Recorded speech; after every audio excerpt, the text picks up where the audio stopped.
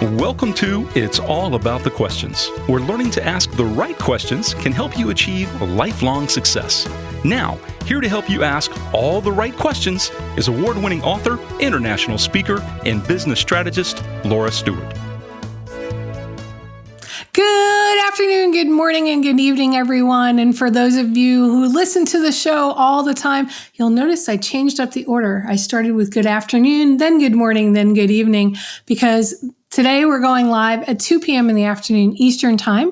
So not my usual Tuesday mornings at 11, but the way the things worked out this week and the availability of the guests that I absolutely wanted to have on my show, we decided to switch things up. Well, I decided to switch things up and do the show today on a Friday afternoon, which, by the way, happens to be the day that is the beginning of my 7th year on the air doing the show. So 7 years I've been doing It's All About the Questions. And I love being with you here every week and getting to have you meet these incredible people that I've met along the way. And I know it's helped you because you've got the show to the top 3% globally of all podcasts. So I can't thank you enough for listening, for watching all of these years. If you're following along on the live streams like we are now, if you've got the video going, thank you, thank you, thank you. Please feel free to comment in the chat if you are live with us on LinkedIn, YouTube, Facebook, Twitter, Twitch, and several other places.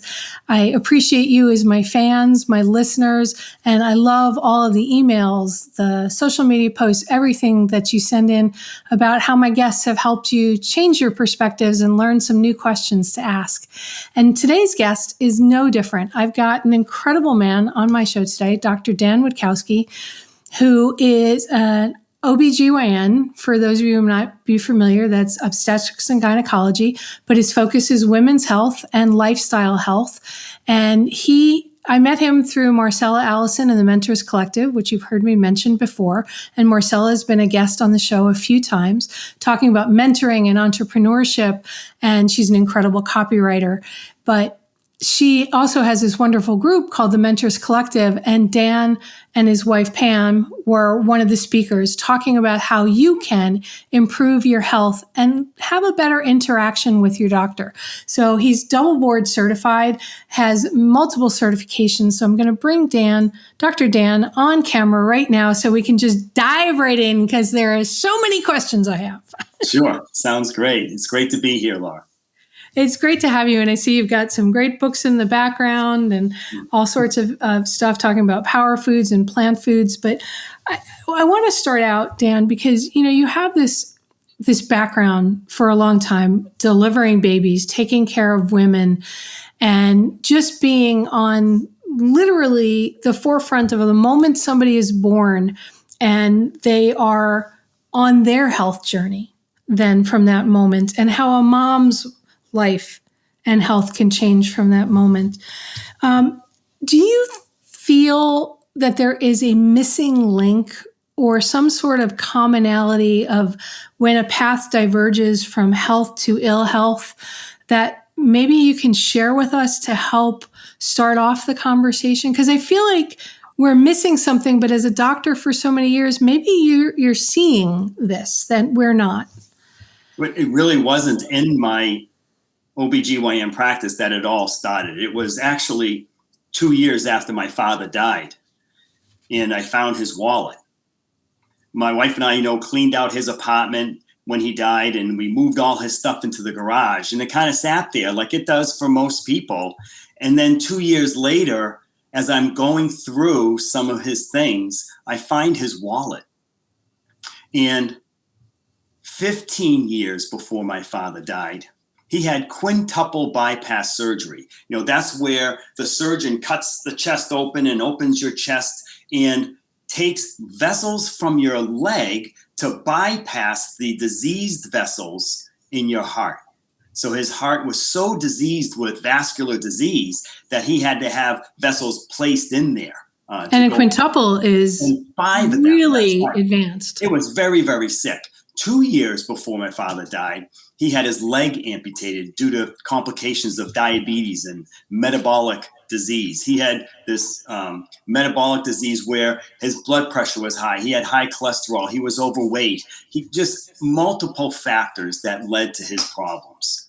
But it was when I opened that wallet, Laura, that I found in the billfold a piece of paper. And on that piece of paper was the list of medications he was on when he died. 17 medications, so many of them that not even he could remember all the medicines he was on. That's a lot of medicine. I know. And that's like a part-time job just to keep track of when to take those medicines. When you run out, how do you get more of those medicines? But when I found that list of medications, that's really when it hit me that, wow, he was on all these medications. He wasn't a well man. And yet none of his doctors, and he was being cared for right here in Boston at MGH, man's greatest hospital. Massachusetts General Hospital is what most people know it as. And none of his doctors asked him about his lifestyle, about his nutrition, about what his goals were even in his life. Like, what did he want to do in 5 years, 10 years, 20 years? My father, he loved to explore. I can remember so many times, even as a young boy, we would go on these car rides like every Sunday in the countryside or car rides up and down the coast, because he would love to explore with my mother and his family what's happening in his neighborhood. And he loved to dance. I mean, my father and mother could cut a rug. And even during our wedding, the polka dancing that they were doing was the best ever. It was such an amazing generation when it came to that kind of dancing. And then, he started having these chronic conditions and getting put on all this medication, and no one really knew what my father was able to do or what he liked to do. And my mother, the same way. My mother, Doris, was diagnosed with stage 3 ovarian cancer back in 1992. And then in 1994, like almost 2 years to the diagnosis, the day after, it was the day right after her 65th birthday, she lost her battle. But you can imagine, here I am, son the doctor, not only, trained in obstetrics and gynecology, and I knew everything about ovarian cancer. I knew all the biology and the pathology, and I knew all the treatments for ovarian cancer.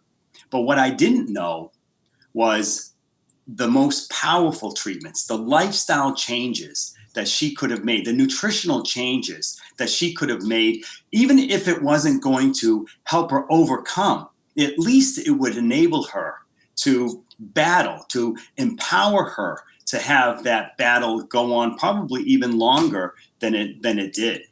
And then patients.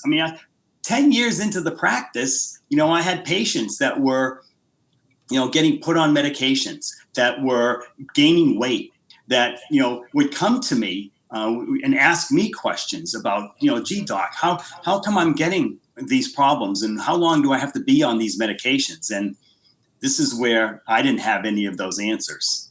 And as a father, even in my own family, Pamela and I, we were blessed with 6 children. We have 3 boys and 3 girls and no twins. A couple of dogs. And we have a couple of dogs. And here I am just doing my thing as I normally do, because that's the way I was raised. I thought I was eating healthy. I thought I was taking good care of myself. And if you saw me from the outside, you would think that I was in pretty good shape. But here I am, even feeding these foods and teaching my children the same things that I did when I was growing up, the same things that I just kept doing. I can remember feeding my kids macaroni and cheese, for example. And I remember going to the store as a young parent, and they loved macaroni and cheese like most people, but they wouldn't eat like store brand macaroni and cheese. They needed Kraft macaroni and cheese. So when it was on sale, I used to stock the cupboards at our house with macaroni and cheese. So we would make sure, because as a resident doctor, I wasn't making any money at all. And so I would always look for breaks in food, and then we would stock it with Kraft macaroni and cheese. I didn't even know that foods like that were so toxic or even disease promoting foods. I like to call them even like fake foods. Like, I wasn't even tuned into that because, again, my traditional training to become an obstetrician gynecologist, I went to Tufts Medical School right in Boston, Massachusetts. And we got 21 hours of nutrition training. Yeah, I know there was a lot That's of all? biology. Yeah, there was a lot of biology, a lot of anatomy that we had to learn. But they didn't emphasize the power and the necessity to understand nutrition and talk to people about nutrition. And so only 21 hours in the 4 years of medical school was all we got. And they even pride themselves because they have the world-renowned School of Nutrition right next door to the med school. They pride themselves at teaching the doctors those 21 hours because there's some medical schools that don't even get to that level. So all of this coming together, Laura, is where I then said, maybe I signed up for the wrong thing. Maybe I'm really not doing what I set out to do as a young physician, as a young doctor. So I took Pamela and I said, maybe we need to go and find another way to help people. And I looked at things like integrative medicine, and I looked at functional medicine and preventative medicine. I went to all these courses and we had fun doing it. We got to travel around the country dabbling in these different fields. But it wasn't until I found lifestyle medicine. And it made a lot of sense to me because this is what I was seeing not only in my practice, I was seeing it in my family. I saw it in my own parents, that there's choices that we make day in and day out. There's habits that we have that influence our health the strongest. And lifestyle medicine has put together the evidence so that we can, as practitioners in lifestyle medicine, use those modalities, use those therapeutic modalities on patients' lifestyle changes for them to reverse chronic disease. And it's the chronic diseases that are killing most of the people in America. It's the diseases. So hold right there for a second, Dr. Yeah. So you talked about lifestyle medicine in there. You talked about your dad, really powerful story for you to all of a sudden go, whoa, what's going on here? Yeah. And then seeing trends with your patients. And you also talked about nutrition. So for my listeners out there, how does, say, nutrition differ from lifestyle medicine? Because I think it often gets sort of muddied up in there with that. And I know there's a board certification for lifestyle medicine. There's certifications in nutrition, but I'm guessing that lifestyle medicine to you probably is a different definition than what my listeners would be interpreting it as. It's relatively new in the practice of medicine.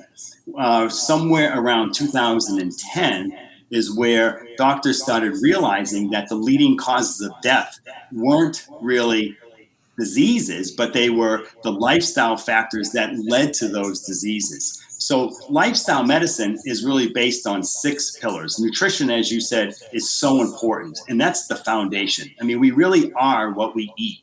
The atoms and molecules that make up our food are what our body uses to make up our cells, our tissue. So it's very important what we put in our bodies. So nutrition is kind of like the foundational pillar. And then the other pillars are physical activity, like how you move, and what's the evidence of how much you should move to maintain your health. Or if they even talk about like moderate exercise, everyone has heard that. How do you know what is moderate exercise? Like, how can you help people make the changes in their physical activity? And then how do patients manage their restoration? Like how are they doing with their sleep and sleep hygiene? What are they doing with stress management? How are they dealing with all the stresses that we deal with every single day? And then toxins. I mean, what are they putting in their bodies or exposing their bodies to that could be toxic? And how do we avoid those toxins? And then the 6th pillar being community and having that positive communication, or that positive relationship with people that you surround yourself with. And okay, so I got 5. Sorry. So nutrition, physical activity, sleep, and stress management. Those are 2 separate. I mean, I call it. I put them under an umbrella of restoration. That's sleep and stress management, and then toxin avoidance, and then the community that you set up? What type Okay. of positive relationships do you have? And how do you keep those relationships very positive to keep your mindset very positive? That it has such influence over our overall health. As you know, people that don't have those types of communities or those types of relationships, that are withdrawn or possibly even depressed, it really influences all of their health. So with those 6 modalities, to be a lifestyle medicine practitioner, yes, you have to study the evidence that makes those therapeutic. Like, what is it what do you have to do? Like in nutrition, for example, being plant-based, or plant forward, a lot of people like to call it. Doesn't mean, you have to be vegan or you have to be vegetarian. Well, it all depends on what your goals are. The types of nutrition plans that do reverse these chronic conditions like diabetes or like heart disease are Right, those very strict ones. Yeah. I've seen really unhealthy vegans and vegetarians. Yes, So, right. Because it's and not just about not eating animal products. It's about choosing the right types of food, like staying away from processed food. So as Pamela and I developed a lifestyle medicine program, because I was trying to do this lifestyle medicine in my OBGYN practice.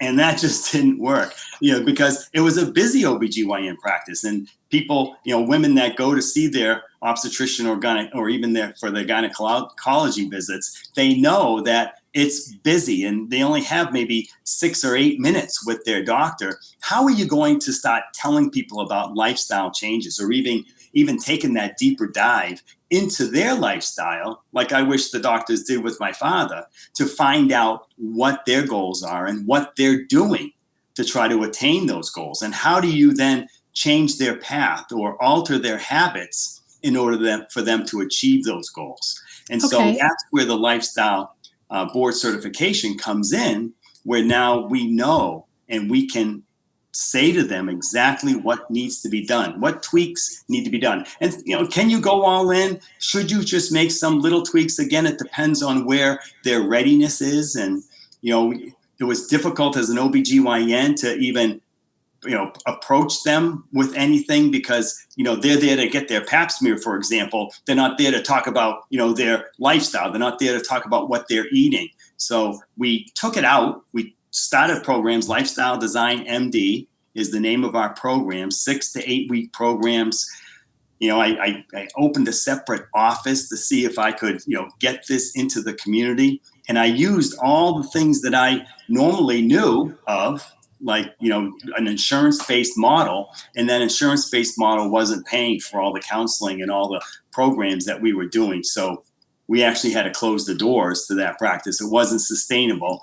And so we set up communities virtually. We set up communities through social media, and started even doing our programs live when we could. But then when the pandemic hit and we took the programs virtually, we started doing them online. That worked out a lot better too. So that was the only way that I could see for me to be able to get that lifestyle teaching and those habits out to the patients, so they could change what they were doing and improve. All right.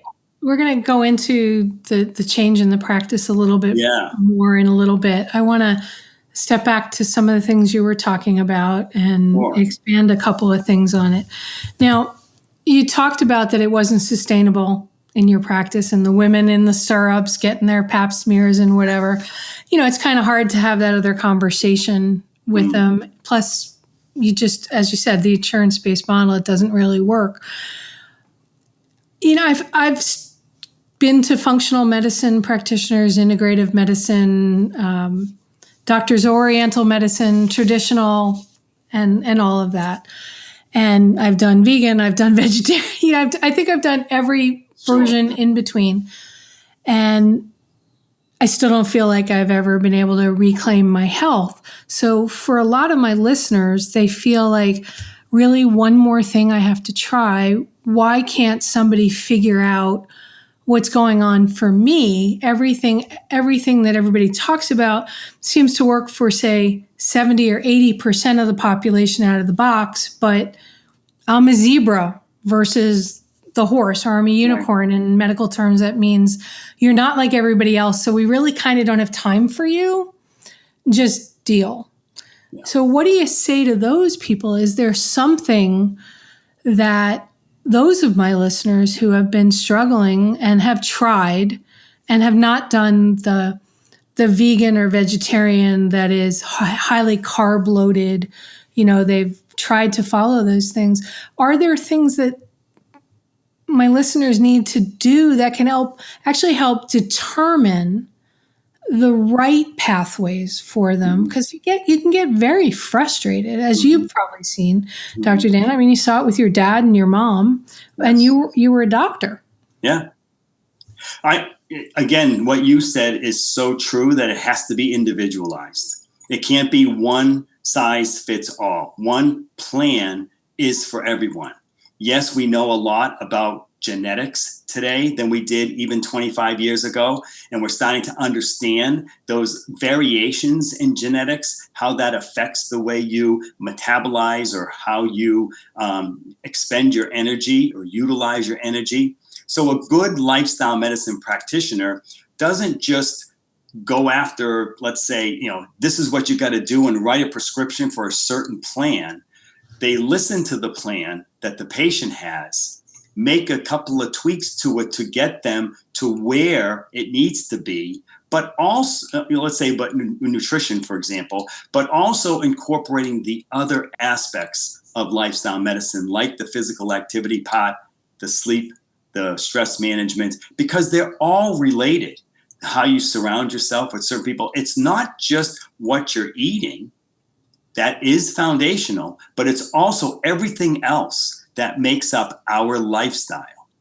So I know that sounds kind of complicated, but it's not just getting on a certain diet, for example, or a certain nutrition plan. I don't like to talk about macronutrients. I heard you mention that, many vegan nutrition plans are very carbohydrate dense or rich. We don't eat macronutrients. We don't eat carbohydrates, fats, and proteins. We eat food, and all food has those micronutrients in them. All three micronutrients, some a little heavier in one than the other, but they all have those. And I talk about real food. I'm not talking about eating processed food. So as I became a lifestyle medicine physician, I even came up with nutritional principles about how people should follow or what types of nutrition plans they should strive for, like breaking up with dairy. As an adult, we don't need dairy products in our lives, and it has the wrong fat, saturated fat. It has the wrong protein, a growth-promoting protein called casein protein, which, again, as our cells are damaged and need to be repaired, or even if our cells become abnormal, the last thing we want to do is to promote their growth and cause a cancer, for example. So dairy products aren't really in a plan that's going to reverse or prevent disease. And then when parting ways with meats, or I like to say, not just like, eating chicken and fish and getting rid of red meat. It really means all meat, and using meat, and maybe in the beginning, as you're starting to change your eating habits, as a garnish, as something you just add. Think of your dinners as, instead of, what are you having for dinner tonight? And the answer is, even when I was growing up, we're having chicken, or we're having meatloaf. And then you knew when your mother said that, or whoever was making the meal, you knew what kind of went with that. The chicken always came with rice and some green beans. The meatloaf, always came with either roasted potatoes or mashed potatoes. You just mashed knew. Potatoes, peas, and corn. Exactly. You just knew what was happening. So instead of that, you change and you start thinking of, well, dinner tonight, I got that great head of lettuce that I wanted to make this salad with some of those nuts and seeds that I have. And, maybe incorporate some of the legumes like chickpeas or beans or edamame into that salad, or even some vegetables. I have some great leftover cauliflower and broccoli from the night before. I'm going to chop that up and put it in my salad, even cold, and include that with my green leaves. And it's just a different way to think.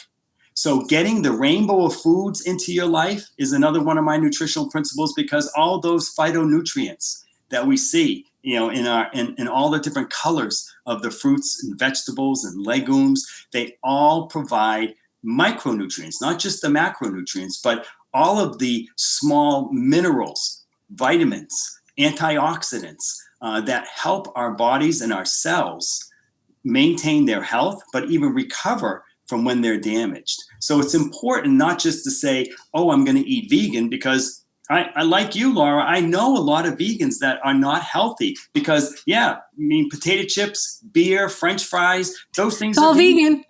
all vegan.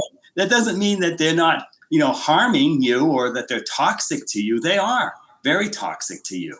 Knowing your fats, how do you know how to choose the right fats? Okay. Well, with all of that, those so principles. You gotta help them with the principles of nutrition, yes, and then incorporate what their physical activity is like. What are they doing day in? And it doesn't mean and I like the word physical activity instead of exercise, because it doesn't mean you have to join the gym and go and get on a treadmill or a stationary bike. Okay. It really means before somebody starts doing all of that, Dr. Dan, are there things they should be checking for? Like, I know my mom, who's passed away, going on 5 years now, she had a heart condition and blood clots. So I couldn't cook her broccoli. We couldn't do a lot of green leafy anything. She loved them, but it would probably kill her, and she was on medications that she was on. Yeah, because she was on blood thinners because she literally clotted so much, and she had a heart condition. So to keep her off a lot of the medications, except the stuff needed to, correct conditions that couldn't be corrected in other ways, I had to learn nutrition for her, right? Yes. So are there things, because, I worry that my listeners sometimes when I have a guest on like you, they just dive right in and they go, okay, I'm just going to start eating green leafy everything and cauliflower, and I'm going gluten-free and I'm cutting out dairy. But if you completely cut out dairy and vitamin D and some other thing, calcium, and you have osteoporosis, that could be a problem unless you balance it. So I want to just go back to some basics, if we can, about before somebody engages into some of these things, or does it not matter? I think it matters from personal experience with people who are coming off of chronic issues. You can't just take your dad off 17 medicines. No. But people think, oh, I'm just going to get off the medicines if I eat healthy. So what are some things that they need to think about? So then we can go deeper into these other things. But I want to caution people, you can't just cold turkey everything. No, you make a good point, Laura. And most of what lifestyle medicine is, even through the programs that Pamela and I do, is coaching. And you need to have somebody that understands you totally before you start creating the plan you're going to be on. That includes the nutrition plan, the physical activity plan, etc. You have to have somebody that can take the time and take you through that. Yes, it could be a physician like myself. It could be a health coach. And then tell your physician that you're working with the health coach so that they can combine what their knowledge sets, and they will understand what each one of them is doing to keep you safe while you're transitioning your life. No one's going to say, yes, people that are on blood thinning medication, the reason why they're on that blood thinning medication is because they had these chronic conditions, the cardiovascular disease, for example, that causes you to have blood clotting issues because of the inflammatory environment that they were living in for so long, that in their blood vessels, having that environment, causing that inflammation, causing that malfunction. For example, if she, let's say, had a heart arrhythmia or dysrhythmia, and that was her risk of having, the blood clots. And my mom was a heavy smoker for a lot of heavy smoker, causing more blood clotting problems. Again, the toxins like cigarettes, removing those toxins, and then, even changing the diet slowly, monitoring those levels of blood clotting so that we can take them slowly off of those medications, not quitting it cold turkey. The same for diabetics. When you get the insulin resistance, through your life because of the inflammatory environment that your body is living in, because you're a little overweight, causing your insulin not to work well. Sometimes you're not making enough insulin, but the receptors are so damaged, clogged up with both the fat and the inflammation that's occurring in the cells that it just doesn't work the same way. So you got to kind of turn that inflammation around slowly and then wean the patient off that diabetic medication. But I have had patients with high blood pressure and diabetes where I've been able to do that. It doesn't happen overnight. It doesn't even happen in the 6 or 8 week course. But as they join the community and they continue to come back and be part of this change, that's when they do it. And it might take up to 6, 8, 10 months before they really see that difference, not only in their weight and their level of energy that they feel, that they're actually in control, that they have a knowledge that is so much greater. That's where they start making the difference. So it sounds like that if somebody has health issues and they're considering making a change, number one, they need to find a doctor that's going to listen to them. Yes. And it may not be their current doctor. It may be their current doctor. Right. And maybe their doctor doesn't do lifestyle medicine, but they should work in conjunction with somebody who has not necessarily accreditation board certified MD, because you said health coach, Right. But if they're going to pick a health coach, because I know I've met some health coaches that I look at them and talk to them and I'm like, oh, you passed a 3-week course Right. and you're declaring yourself a health coach. So what should somebody look for in their doctor to see if they'd be open to the conversation of lifestyle with their medications? Because I've met doctors who are like, no, I'm sorry, I won't run this particular piece of blood work for you, even though it may tell us something, just because you're working with a nutritionist or somebody to help. So can you think of some questions or some things that they could ask to help them find a you if they're not in Massachusetts? And of course, I want them to join your Facebook group, which has wonderful, wonderful information. I know. Well, the great place to start is right at the American College of Lifestyle Medicine's website. It's lifestylemedicine.org. And that's the American College of Lifestyle Medicine. And on there, they have a directory, and you can put your state in, and you can find all of the people, not just physicians that are either board certified in lifestyle medicine, but you can even find those health coaches, because to be a member of the American College of Lifestyle Medicine, it's not a requirement that you have to be a physician. There are many physicians in there, but I can remember when we first started, when I first joined the American College of Lifestyle Medicine, Pamela and I went to one of their inaugural meetings. It was their second meeting way back 2012, where they had an independent organization called the American College of Lifestyle Medicine, and there were 50 people in the room, 50.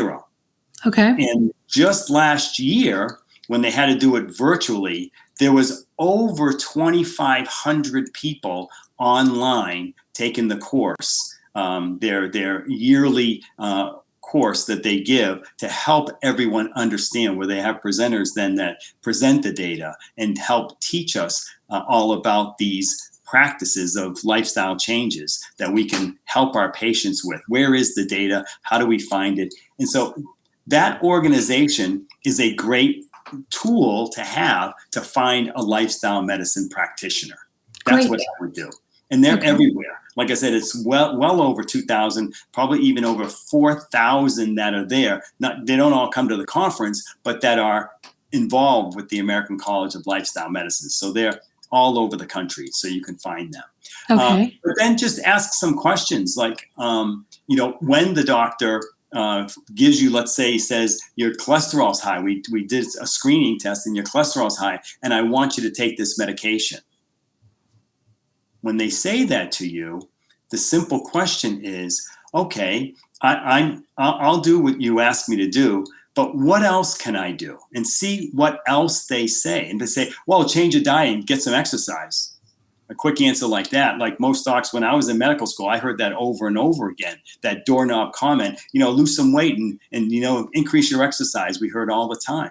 Yeah. But they don't tell people specifically what they can do. Find out what they're doing now and how they can change some of those habits into better habits that will enable them not to have to take that medication. How do they bring their cholesterol down, or what caused that cholesterol to be high in the first place?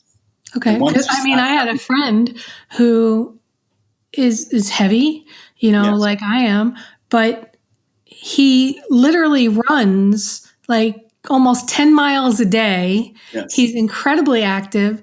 He eats so healthy, but yet nothing he does works. And the doctor's like, well, lose some weight and get some exercise. It's like, okay, what else do I need to do? He was saying. Right. Where's his stress? How's his sleep? Okay. Mine's non-existent, by the way. What's his hormonal levels? Look at that. See how his thyroid, how his pituitary gland, how his adrenal glands are all in balance, and maybe not in balance. And so how can we better that? So asking the doctors those questions of, now that they've got some of that stuff from you, yes, being able the to. Data's been out. The data's been out for years, and yet we are trained in medical school and in our residency programs how to treat people with medications or procedures, and not so much how to treat them with lifestyle changes. That's what was getting to me, that I just didn't have the answers. The medications, because of what I knew about my dad, that's not the answer. It's like a Band-Aid. It helps a symptom, but not getting to the root cause. And they can be life-saving. I don't want to throw medications under the bus, because they can be life-saving. Yeah, they saved my life in the emergency. Or let's just say, for me to do all the surgeries that I did in gynecology and even in obstetrics. I mean, if it wasn't for medication, we wouldn't be able to perform those things. But right. That's, the chronic diseases, the big four: heart disease, diabetes, obesity, and cancer. Yes, cancer even, all caused, or at least 90% caused, by lifestyle choices that we make, and that we can avoid those conditions. And those four kill more than 80% of Americans every single year. Those are the big four. And it's because of how we live in this society, what we're eating, what we're doing for activities, that commute back and forth to work. No one has any time to fit in any physical activity. Well, maybe it is, parking the car a little further away, getting to work a little earlier, and walking that mile, away, parking them away from your office and walking, or taking the stairs. Good rule: up 2, down 3. Every time you have to go up 2 flights, take the stairs. Don't take the elevator. Anytime you have to go down 3, take the stairs, not the elevator. Those kinds of rules make a big difference. It's really funny because in Florida, there's like so few stairs. I have one of the few houses in Florida with stairs, I know. But it's growing up in New York, there's stairs everywhere up there, Mm-hmm. Okay. It's those little tweaks that make a difference. All right. You mentioned sleep as a big thing in stress. Mm-hmm. I know I don't sleep well at all, but yet if you throw me on steroids, I sleep like a baby. Yes. Okay. Weirdly, like I said, I'm that zebra out there. For a lot of my listeners, I'd probably say 60% of my listeners tell me all the time, what do you use to get to sleep, Laura? Or they ask my guests, any thoughts on how to get better sleep? And they've done the no screens, trying to set bedtimes, not eating before a certain hour. A big thing is my brain won't shut off. I want to go to sleep, and I'm like wide open. For those of you who couldn't see me on camera, I'm pretending I'm wide open, which makes it even worse because I had my eyes dilated shortly before this. So it's kind of fun right now. But sleep seems to be something, probably because of stress, right? That affects everybody. My listeners say, I've tried different kinds of meditation. It doesn't seem to help. What do you say to them, and what can they ask to get some help? Because a lot of doctors just want to give you a pill or melatonin or something like that. Yeah.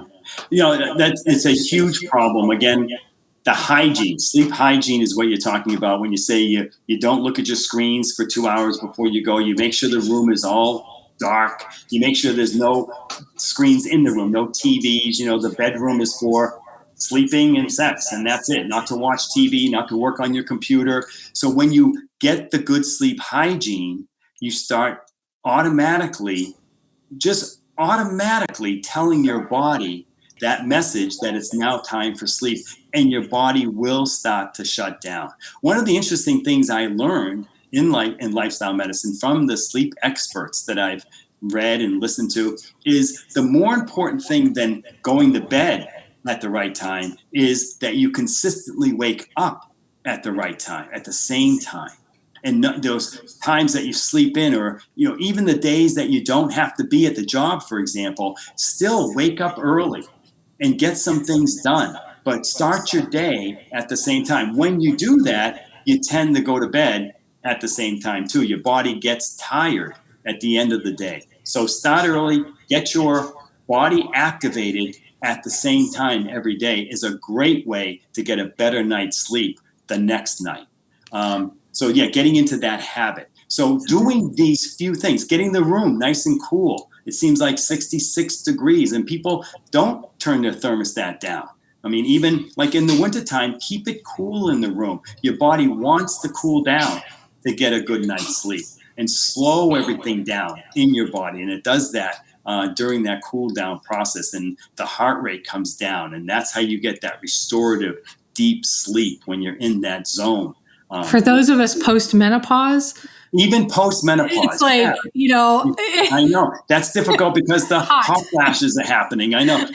And the urinary issues are getting you up, with the bladder symptoms that postmenopausal women have commonly. So it's all these different things that interrupt our sleep. So just working on getting that. So that dark room's important, even if you have to wear, blinders, if you have to wear those eye covers to get it really dark, and maybe some quiet, white noise in the background to really try to set that bedroom up. If you're really having difficulty, every single piece of that sleep hygiene should be met before you try to, use any type of medications. Some of the simple ones that work great too, that aren't medications, most Americans are magnesium depleted, and magnesium help our muscles and our nerves relax. And so, 400 milligrams of magnesium is what we need every day. So taking a dose of 400 milligrams of magnesium before bedtime, 30 minutes to 45 minutes before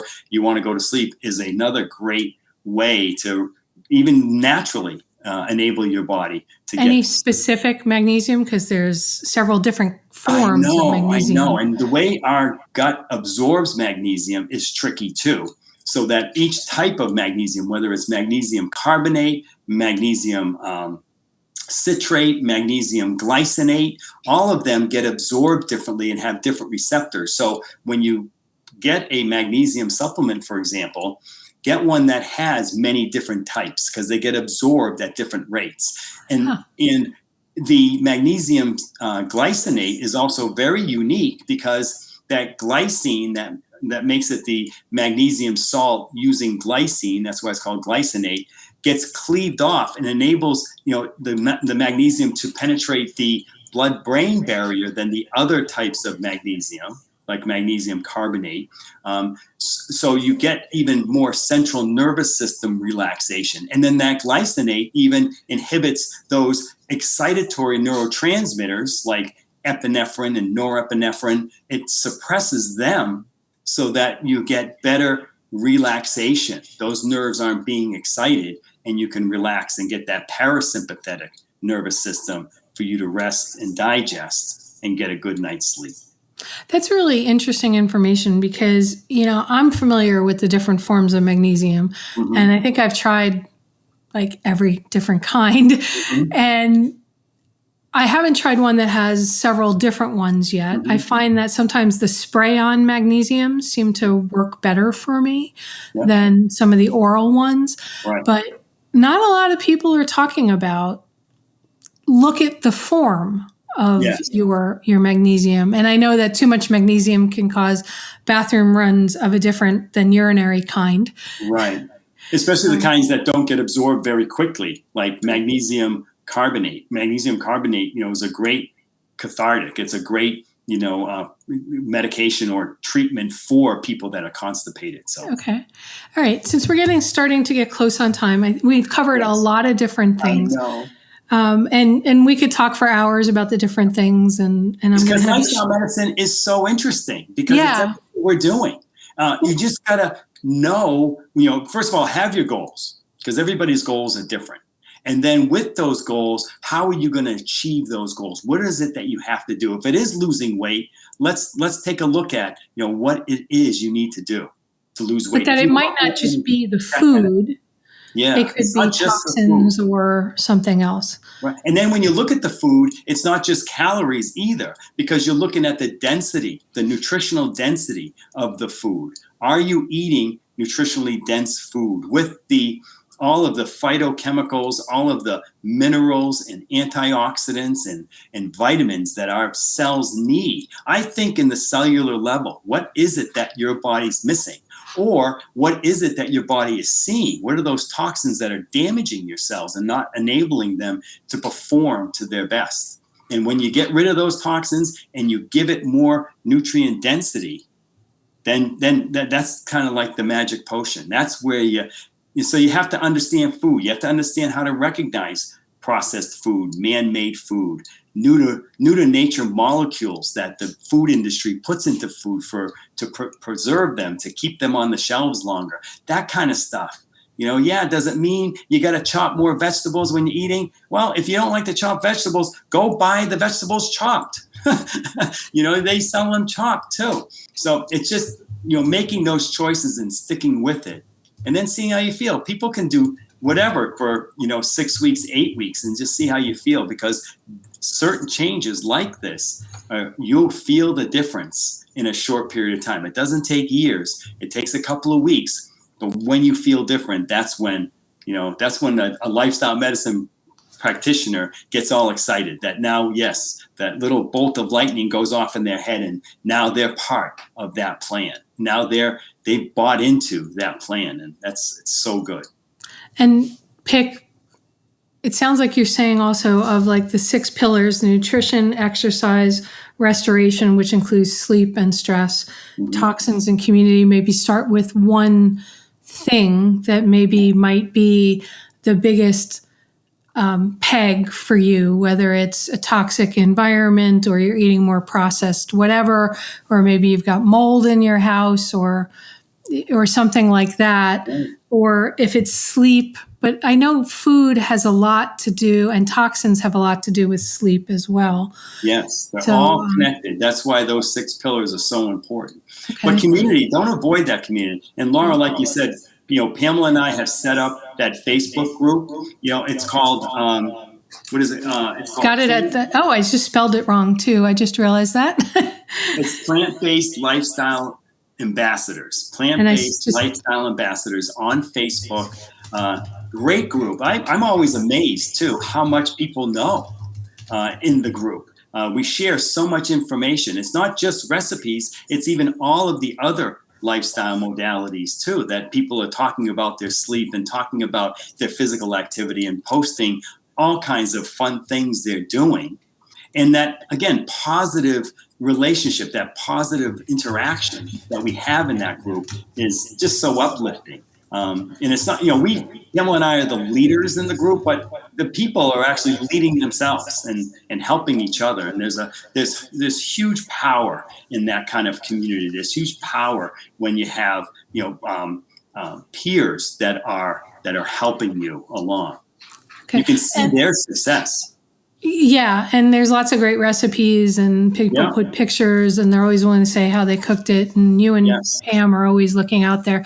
And for anybody who's watching the video one, I did a typo on ambassadors because I was trying to type as I was paying attention around my microphone. So apologize for that. But on Facebook, Plant-Based Lifestyle Ambassadors, just search for that in Facebook. Now, you switched your practice from, well, we knew they were going to start at some point.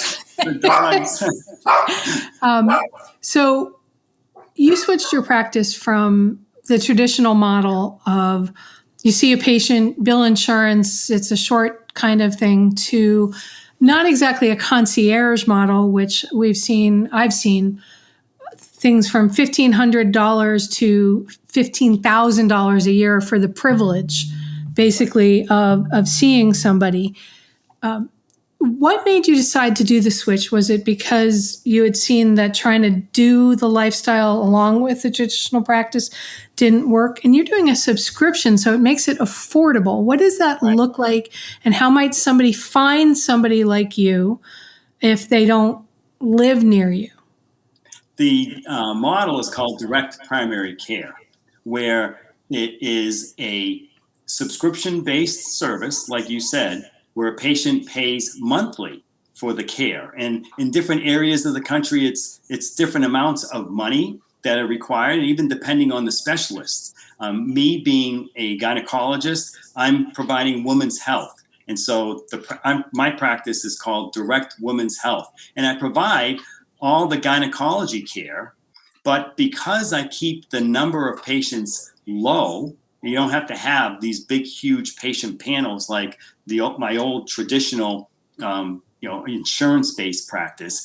I can then spend more time not only providing the gynecology care and even diving deeper into their gynecological problems, but also incorporating lifestyle medicine and what the care is going to entail to achieve that lifestyle that patient wants and desires. So it's a way that I'm able to now take insurance out of the equation, bring the patient care back heavily into the equation, and make it affordable for everybody by making it a subscription based, not this, you have to have, like you said, the privilege of going to a doctor and paying them all this money. This way, yes, the doctor needs to be compensated in order to, have that access, but also the direct patient care model gives the patient that access. So we text message with each other, we email with each other, we, call the doctor anytime, and you're going to get your doctor because you align yourself with that doctor. And there's a couple of 3 doctors that are involved, so you align yourself with that practice. But with mine, Direct Women's Health, my practice is me. And when you sign up, you will have me. When you call me on the phone, I'm the one that gives you the answer. But the way for me to do that, and the way for me to provide that, I have to keep the numbers low. So it's going to be in that, 500 range, not 3,000 range of patients that I'm taking care of. Right. So it's longer appointments, it's more accessibility, and it's that doctor that will provide the type of care you're looking for. And care. You do it in conjunction with healthcare insurance in case there's testing that somebody might need, lab work or imaging or surgery or something. So when a patient joins a direct primary care practice, I like to call it direct patient care, because for myself as a gynecologist, I'm not going to be her primary care doctor. I can help her with a lot of her primary care needs through lifestyle medicine, but she needs a primary care doctor in case she needs other specialists, for example. And that's where her insurance will kick in. Let's say she has broke her leg skiing, for example. She needs an orthopedic. Hopefully not. You can't go pay cash for that orthopedic surgeon. You need to have your insurance. So mostly it's that catastrophic or high deductible type of insurance that they can carry if they're using a direct primary care practice, because the primary care doctor does provide a lot of the basic services that they're going to need. Or if you have to have, like you said, the blood work done, or imaging studies is another reason why the insurance needs to be there also, because those costs would be prohibitively expensive. For patients that don't have insurance, direct primary care can be an answer also, because we have access to a lot of discounted lab work. We make different contracts than the insurance companies do with the labs. We get different pricing because they know it's out-of-pocket pricing. Same thing for imaging. So even if you don't have insurance, the savings that you're going to have through a DPC practice, a direct primary care practice, could be substantial than what you would invest in for a broad-based insurance program. Is there some website like the lifestylemedicine.org that you could find direct primary care practices? Yes. Some of my favorites, DPC Frontier is a great website that explains all about what DPC practices are like. And then they have a map on there that will map out where you can find DPC practices in every state. And it'll even describe and give you the links to that practice so that you can contact those practitioners that you want to contact. Okay. All right. Yeah. And if somebody has questions for you or wants to get involved with your practice, if you're I think you're in Wakefield, Massachusetts, yes, right? just north of Boston, about 12, 13 miles north of Boston. My website now, the Direct Women's Health, it's a new practice. The website's not up, but my other website, DanielWitkowskiMD.com, is a great website that you can find about all my services. And if you wanted to email us, you can email us at info@DanielWitkowskiMD.com. So DanielWitkowskiMD, all one word, .com is the website. Okay, and I think that is up there spelled correctly this time, right. Unlike the Facebook one where I put ambassador ordered. All right, any last thought you'd like to leave you'd like to leave my listeners with, or a question you suggest they ask themselves or their doctors? Yeah, well, one of the things that Pamela and I also developed in our program, which I think is so great for patients, because, again, it goes back to the way we were brought up. And I mentioned earlier, when you were thinking about what's for dinner, and if I asked my mother what's for dinner and she said chicken, I knew exactly what that dinner was going to be. And I realized, too, that my mother only had about 5 or 6 dinners that she prepared over and over again. And there's only so many ways that she prepared her chicken. Only 2, maybe 3 ways at most that she made chicken. But meatloaf always came out the same way. So I knew that there were these 5 dinners that my mother just kind of rotated through the week, through the weeks, or as she was planning out the meal plan for the family. So Pamela and I took that idea and we developed what we call the 3-4-5 meal plan. And that's a great way for people to think, to simplify their nutrition plan, and to be able to then start a new nutrition plan that is more lifestyle based, that is more plant-based or plant-forward. And you can go to 3-4-5 meal plans with an S, all one word, 345mealplans.com. And I don't know if you can put that link up, Laura, too. And you can download this small book or this small guide that Pamela and I put together, and it shows you what our 3-4-5 plan is here in our house with our family. And it's remarkable how that alone will change your life. People say, how can you eat the same things over and over again? Well, you're going to go out with friends, or you're going to go to a friend's house, and that's where you get your variety. That's where you're going to have variation in your plan. But it's nice to know that when you come home, no one's saying, what's for dinner? Because when you develop a 3-4-5 meal plan, you always have those 3 breakfasts, those 4 lunches, those 5 dinners at the ready. You know that your pantry and your refrigerator has those ingredients that you can create one of those meals. And so it takes all the worry out about what you're going to eat and how you're going to eat a healthy meal, because you've done the work. You've created this 3-4-5 meal plan that's going to take you the rest of your life. When you look at people that are living to 100, and we all want to live to 100, right, Laura? But we don't want to live. As long as we're vibrant and healthy. Yeah. We don't want to live to 100 like we see most 100-year-olds. We want to live to 100 and live, then die, right? Just to fall off the cliff someday. But how do we do that? We do that with these habits that we need to form. And when you look at the centenarians all over the world, they eat very simply. They eat a lot of the same things over and over again. So getting some of those ideas, creating a 3-4-5 meal plan would be a great way to start. To try to I love that. Yeah. So go to 3-4-5mealplans.com overworked.com and get the guide. Yeah.